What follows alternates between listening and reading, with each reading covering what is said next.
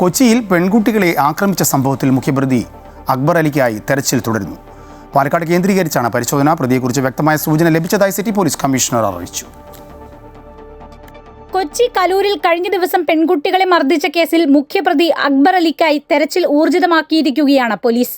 പാലക്കാടും മറ്റ് സംസ്ഥാനങ്ങളും കേന്ദ്രീകരിച്ചാണ് അന്വേഷണം പുരോഗമിക്കുന്നതെന്ന് city police commissioner Kaliraj Mahesh Kumar പറഞ്ഞു. പ്രതിയെക്കുറിച്ച് വ്യക്തമായ സൂചന ലഭിച്ചതായും അദ്ദേഹം വ്യക്തമാക്കി. പ്രതി നമ്മളുടെ റേഡാറിൽ തന്നെ ഉണ്ട്. So teams are searching for him. ഞങ്ങൾക്ക് എല്ലാവരും അറിയக்கூடிய ആളാണ്.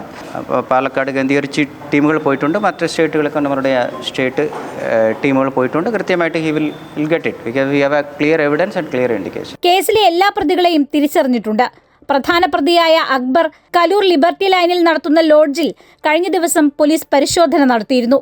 പെൺകുട്ടികളെ ആക്രമിച്ച ശേഷം പ്രതി ഇവിടെ എത്തിയിട്ടില്ലെന്നാണ് വിവരം. അതേസമയം ആക്രമണത്തിനിരയായ പെൺകുട്ടി വീണ്ടും ചികിത്സ തേടി. ശരീരവേദനയും ശ്വാസമെടുക്കാൻ പ്രയാസവും അനുഭവപ്പെട്ടതോടെയാണ് പെൺകുട്ടി വീണ്ടും ആശുപത്രിയിലെത്തിയത്. അമൃത ന്യൂസ്, കൊച്ചി.